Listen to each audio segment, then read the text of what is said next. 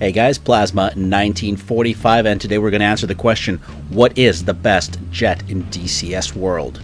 We're now going to look at jets that are Gen 2 or Gen 3. We're going to look Gen 3 Plus and up, and we're going to compare all of their performances in air-to-air, air-to-ground, and general speed performance capabilities to see which is the top. This is done by comparing their characteristics and capabilities. These are key factors to determine what the airplane can do and what is its multi-role capability. Now, because we're saying multi-role, we are going to cancel some aircraft out. This is the F-15 and the Harrier, because the Harrier, just like the Su-25 and the A-10, does not do air-to-air, has no BVR missiles, and the F-15 is purely air-to-air in DCS World. This leaves us with 3 F aircraft, a Mirage, a Flanker, and a Fulcrum. First things first, air-to-air capability. In the BVR sector, we've got Fox 1. That is a semi-active radar missile, which basically means that it is not a fire and forget, but rather a fire and guide to the target.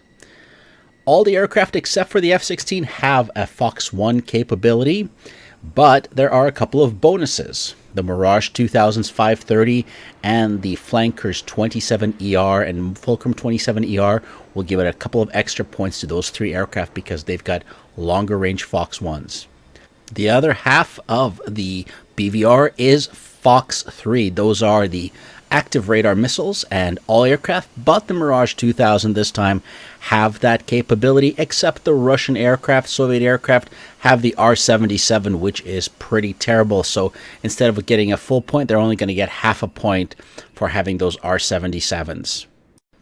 Now, when you get a little closer, you're probably going to switch to Fox 2 missiles. These are your Sidewinders. Now, all aircraft here have a Fox 2 short-range missile. The Russian planes come with the R-73, which is a bit more maneuverable than the AIM-9M, but the US aircraft catch up with the AIM-9X. The Soviets also have a 27ET, which is a long-range Fox 2, but only because they get 2 of them, they're going to get only half a point for that. As a Red 4 pilot, this is my least favorite side because we're going to talk air-to-ground. Now, air-to-ground starts with bombs. All aircraft in this list have bombing capability, but the Soviet aircraft have only dumb bombs, so they get 1 point, whereas everybody else gets 2. Now, this also applies to laser-guided bombs, which a plane can carry, not necessarily target, as well as there's extra points going to the F-18 for being able to carry JDAMs, which are GPS-guided bombs, and TALDs. What if we put a rocket on the end of the bomb? Well, we get a really small unguided rocket, and yes, every aircraft, even the Tomcat in this category, carries unguided rocket pods. Some carry more rockets than others, but for the sake of the competition, everybody gets a point because everybody gets a rocket pod. And don't forget to hit like and subscribe. Alright, let's talk air-launched missiles. These are missiles that are launched off an airplane and fly towards a target. But you know what? First off, we're just going to look at all the loadout on the Tomcat 18 and 16. These aren't missiles. These are their bombs, cluster munitions, free-fall bombs, huge 2,000-pound laser-guided bombs, and rocket pods. I just want to pause here and just show off just the multi-role capability we got here. Now, when I say air-to-ground missiles, these can also include missiles that will be used against ships and the NATO aircraft. The 16 and the 18 are rock stars there.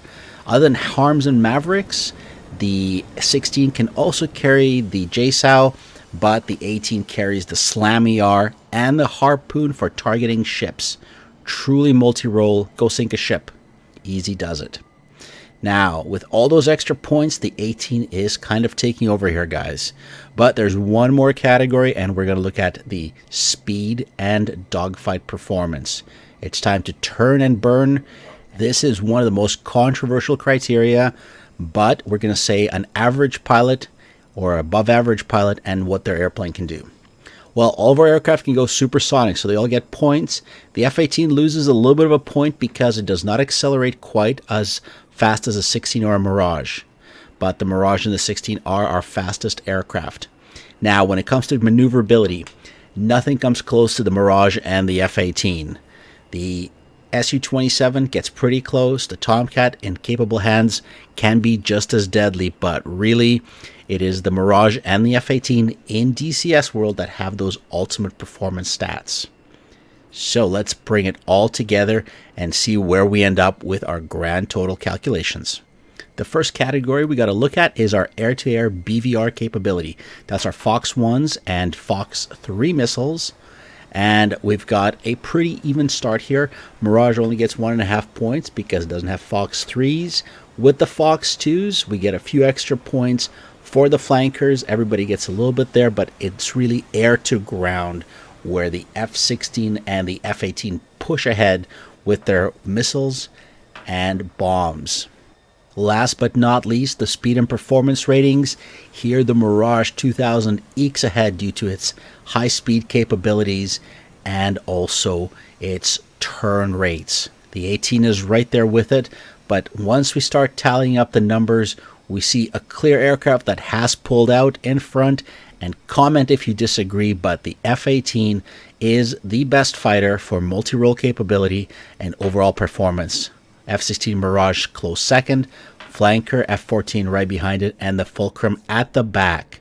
Now guys, this is semi-subjective because Plasma decided to leave out the JF-17, otherwise it would be somewhere in the bottom two, but whether you agree or disagree, this is where the comments come in. Let me know what you think, how you fly those aircraft, but from my completely subjective opinion and experience, those are really the aircraft as they stand.